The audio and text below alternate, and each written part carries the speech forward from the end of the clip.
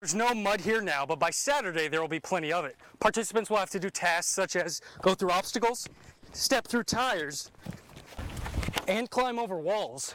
And all of the money raised goes towards the building of a special field here in Longview. By law, bicyclists have to ride as far right on the road as they can.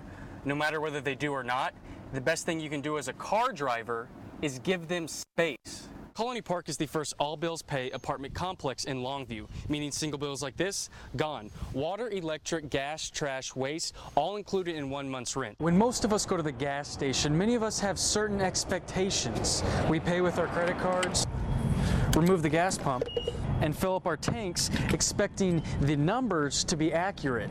But that isn't always the case. Right here at Alma Street is one of the Longview streets that will be re-oiled. And by doing so, cracks like this will be covered, making it smoother and safer. This is half a year's worth of payroll deduction registers. This right here, the rest of the year. This, paperwork for one payroll. And soon, 90% of this will be electronic. What was once a simple balloon race is now a place where you can look for wind spinners, find new jewelry like a cuff, thank you, or simply have a snow cone.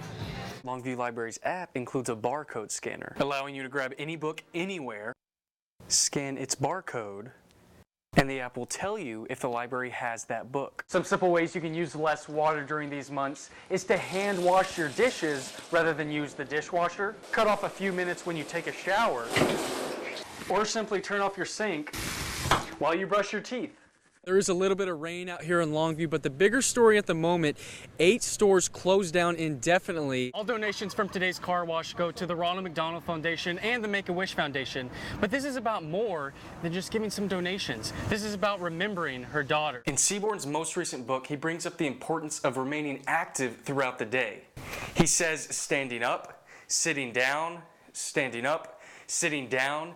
Doing this every 15 minutes could make a huge difference. When these clamps are attached to the electrodes or the stickers on the student's body, it allows the machine to pick up the electrical current of the heart, which is a first step in helping doctors find cardiovascular issues. What the governor didn't joke about was his praise for Smith County. He said this county specifically helped him become governor and stay in office as well. I'm standing where there used to be carpet here at the airport, but when it was pulled up to be replaced, they discovered the original floor is a map of Gregg County, so they kept it. Like any garage sale, you can find anything from toys to an ornament or even a helmet.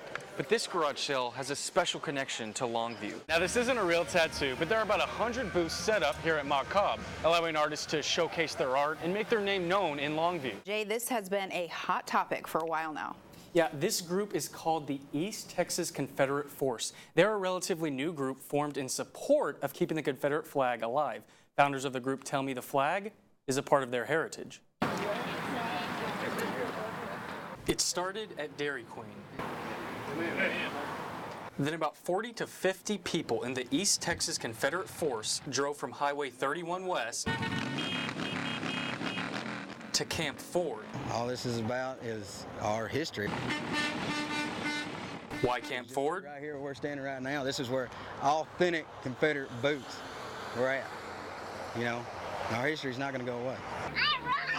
Mike Waters says he and co-founder Zachary Simonson decided to create the Force last Thursday. We're sitting on the porch and we're just watching all the news, all the media, and I mean, it's just ridiculous what's going on right now. Simonson says today's rally has a simple message. We're just here to show everybody that there is a lot of people out here that still love and will still stand by the Confederate flag.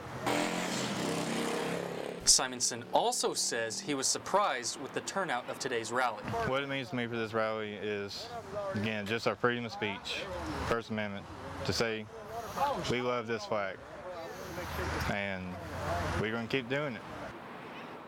Now, today was the first rally held by the Force, but Waters and Simonson both tell me there will be more in the future, and they say they plan to have a police escort at the next rally.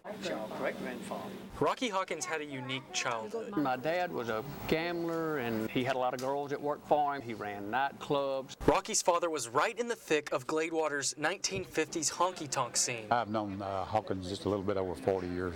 It did happen. he did do it. Hawkins' father, Hawkshaw Hawkins, used these dice when he played craps. One time when playing at a casino in New Orleans, after playing 2 hours with Fats Domino, he won $2,500 and a set of gold cufflinks. The greatest thing you can have is the expectation of hope and forgiveness, and I found that. I'm pretty proud of him. Rocky's book found its way to one of his characters in Longview. A mutual friend of mine and Rocky's called me and said, well, you know you're in a book. And I said, what kind of book? Charlene isn't just one of many women Hawkshaw ran into during his younger days. I knew most every person, every name in that book. She helped raise Rocky and the rest of his family until I couldn't stay there. So I left her. Maybe his problem was he was born too good looking or something, I don't know. But I fell for that, so anyhow, it's over. She's always in love with me, I guess. Maybe still is. Anything that he did to me wasn't all his fault. But it also gave Charlene a chance to visit him and find closure. Like I said, I made my peace with him. And This book is not just a story. It's a path for family and friends of the Hawkins to find the peace they've been looking for. In Longview, Jay Wallis, CBS 19. CBS 19 News at 10 Sunday. Good evening, and thanks for sticking with us. I'm Jay Wallis. Off the top tonight, a Tyler family of 3 left without a home tonight after their house caught fire this morning. A Memphis officer was shot multiple times and killed, but investigators are still trying to figure out why. And Eric, what kind of response had the Cowboys fans given Greg Hardy tonight? As we continue our coverage of the Texas floods, we learn as many as 6 tornadoes spawned across greater Houston yesterday, and 6 people are now confirmed dead. A highly contagious disease plaguing schools all across the country. It's called norovirus. It is spread through fecal contaminated food and water. Your help is needed in finding a 6-week-old West Texas boy who is believed to be in grave or immediate danger. Right now, the debate is raging over whether Texas should accept refugees from Syria. In health news tonight, a lot of disappointed Chipotle customers near the University of Washington. A 4-year-old child remains hospitalized today after her mother forced her to ingest poison.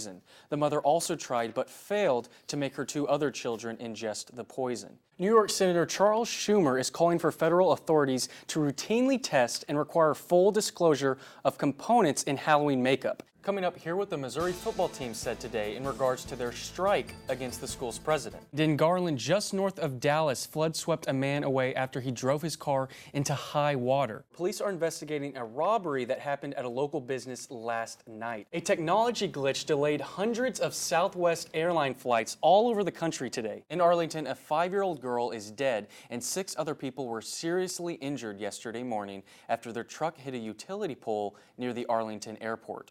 We have a look this morning at some high-tech help for people born without irises. There's now a surgery letting people see and be seen in a different light. Now, you've heard of the movie Snakes on a Plane. Well, how about a snake on a bus? Eric, correct me if I'm wrong, but we saw a Cowboys win today. Yeah, for 2 months of bad news I've been giving you guys every Sunday night. Coming up, we'll tell you about the power of social media. When people go to a hair salon, many feel comfortable opening up to their hairstylist. Jeff, please tell us you found a positive note on the sports that happened today. If you like silver linings, I guess I can find something positive for you. But yeah, you kind of said it there, Jay. That's right. Grace Community Schools will help you do so starting this Monday. Well, the Cowboys just can't seem to get back in the win column as they have lost 5 straight since Romo went down. First, Brendan Whedon had his shot, then Matt Castle. Neither QB has notched a W, but tonight the boys took on divisional foe, the Philadelphia Eagles at AT&T Stadium, and this one has been back and forth all night long. All right, now every time the Christmas season rolls around, it seems like there's always someone out there trying to go for the biggest, baddest decoration.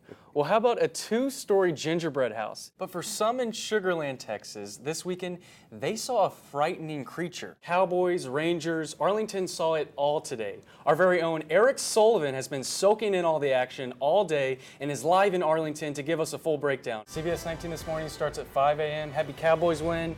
Have a good night.